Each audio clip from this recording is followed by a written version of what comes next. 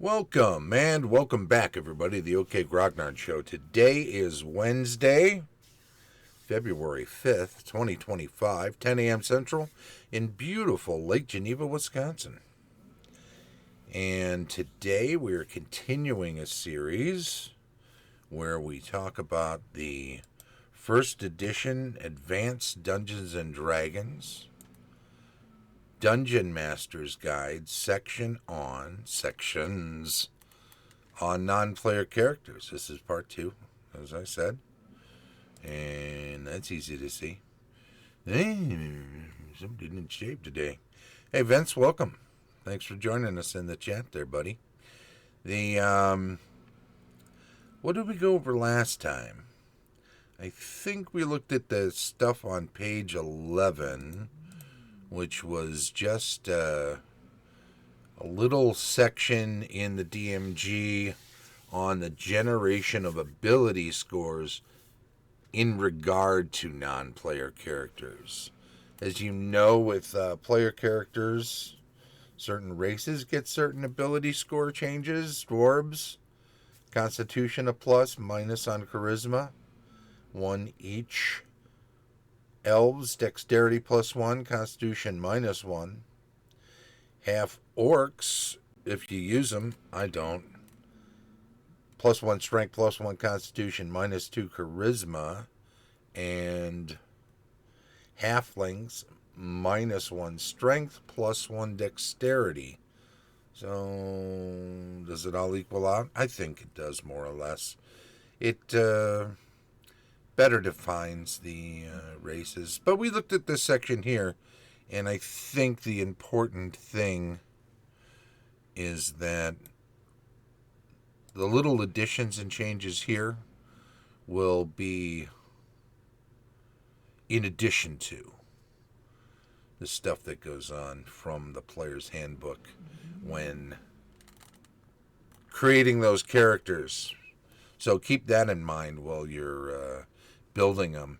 But that was page 11. On page 100 in the Dungeon Master's Guide, they continue by saying, in the whole non-player characters section, in regard to persona of non-player characters, it is often highly desirable, if not absolutely necessary, to have well-developed non-player characters, henceforth NPCs, right? In order to easily develop these persona, the tables below are offered for your consideration. Note that the various facts and traits are given in a sequence which allows the character to develop itself with judicial help from the DM. Thus, alignment, appearance, possessions, and then general tendencies are given. The first 3 will, of necessity, modify the 4th, and the latter will similarly greatly modify the other traits. The persona of special NPC should be selected and embellished, if you wish, from the tables, or see the Rogues Gallery from TSR. We had a look at that product some time back. Just check the archives, my friends. Other NPCs can be developed randomly or by a combination of random and considered selection. No fewer than 3 general tendencies should be determined, and several more can be added if the DM desires. Of course, some are contradictory, and if a random selection indicates such dichotomy, roll until a non-contradictory tendencies are discovered. In like manner, successively generated traits should not conflict with the general tendencies previously developed, unless the NPC is insane, a word they use a lot in early D&D as a sort of a catch-all for anything pretty far outside the norm. Chaos doesn't imply insanity, and chaos can be the author of such conflicts, in which case such conflict is quite permissible. A brief explanation of each fact and trait is given after the tables. So let's not forget, that's the actual text. My little comments in between are editorializing, And that is part of what I do here on the channel, in case you're unfamiliar. So, all of that said, what do we got next? I think I start in on the tables. Indeed, these are the NPC section. Adjustments to ability scores. Ability dice rolls for non-player characters. See at the bottom it says, note that these adjustments are in addition to those noted in the AD&D Player's Handbook. In spite of all additions, normal ability limits cannot be exceeded. So they do have those caps. I think it's 19 strength for dwarves. That's something we'll have to double check on. But there are a few places where it exceeds 18. In any event, what do we have here? These adjustments, dwarf, strength, one, but these are almost the same as those, so they are definitely in addition to. Because with the dwarf, you get +1 constitution and -1 charisma.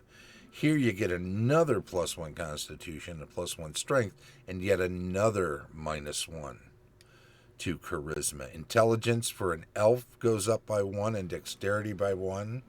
Player's Handbook has dex +1 and constitution -1. Gnome, which is not reflected in the Player's Handbook, gets a +1 to wisdom, +1 to constitution, and -1 to charisma. And notice these ones don't equalize, so it's not like +1 and +1 equals a -2 as it did with the half-orc in the Player's Handbook. Halfling, additional +1 to dexterity, and here a +1 to constitution. But in the Player's Handbook, you've got a -1 to strength and a +1 to dexterity. So this really makes these non-player characters a bit boosted up compared to what you might expect if you just created them straight off of the Player's Handbook stuff. But in addition to that, because these are specialized and because they don't want you to have unreasonable ideas of what an NPC cleric should be, for instance, when it comes to class, you've got additional minimum score or adjustment to ability dice roll. Once again, you've got the asterisk, which as you look down and say, in addition to those noted in the Player's Handbook. So cleric, wisdom +2. Druid, 12 to 14 minimum wisdom and charisma. Fighter, strength +2, constitution +1. So no matter what I'm rolling, I'm still going to get a little bit stronger and a little tougher when it comes to somebody who's a fighter. So even if I roll poorly, there's something to be said for them. As a fighter, for the ranger, so those strength and constitution pluses, 12 minimum wisdom is also necessary for this ranger. Paladin, as per the fighter, 17 minimum charisma. Now remember, in the Player's Handbook, some of these minimums for ability scores are already in effect for particular classes. Magic user, intelligence +2 and dexterity +1. Illusionist, 15 minimum intelligence and dexterity. Monks, 12, 15 minimums for strength, wisdom, and dexterity. Thief, dexterity +2, intelligence +1. And assassin as thief, so you still get those 2 dexterity points and 1 intelligent point, but in addition, a +1 to strength. And that makes the assassin more viable in their eyes. I don't include them in my campaigns because I don't include them for player characters. There may, in a very rare case, be an assassin. And you want them to be mysterious. So if you don't include them as player characters, Don't have them all over the place as non-player characters. Don't have like whole well-known societies of assassins. They stay in the dark anyway. They should almost never be known. Not famous, not crazy. Day of the Jackal, forget about it. So, what about these occupations for non-player characters? If you're a laborer, they're going to give you +1 to +3 strength. If you're a mercenary, that's 0 level fighter essentially, +1 to strength, +3 to constitution, and a minimum of 4 hit points. You gotta be able to survive. If you're a merchant or a trader NPC, a 12 or a 12 minimum intelligence or charisma. I'm not sure if that's an and or if that's meant to be merchant gets more intelligence and trader gets more charisma. That actually makes more sense.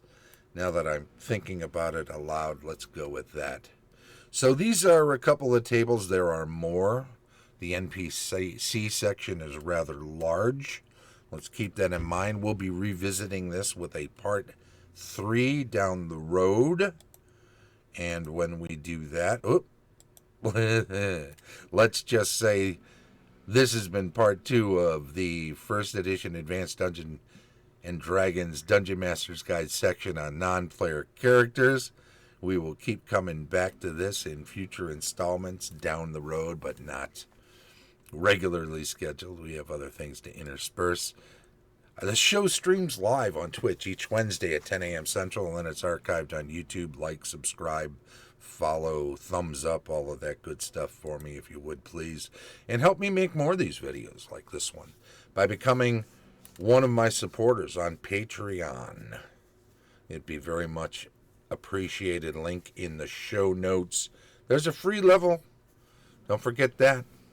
Some of the supporters are Tom Tullis of Fat Dragon Games, Carlos Lysing of Castle Entertainment, Heath Varnon of the AD&D 20, Dave O'Brien, Heidi and Eric Gygax Garland of Gaxland, Vince Ragusa, that's a.k.a. the Vince himself, the Maroon Room prog rock band lead singer and guitarist, unauthorized user, Daniel Caldwell of the Griffin and Gargoyle, and as always, Shane Bradley, DM Extraordinaire. This has been the OK Grognard Show from beautiful Lake Geneva, Wisconsin. Thank you, and bye-bye.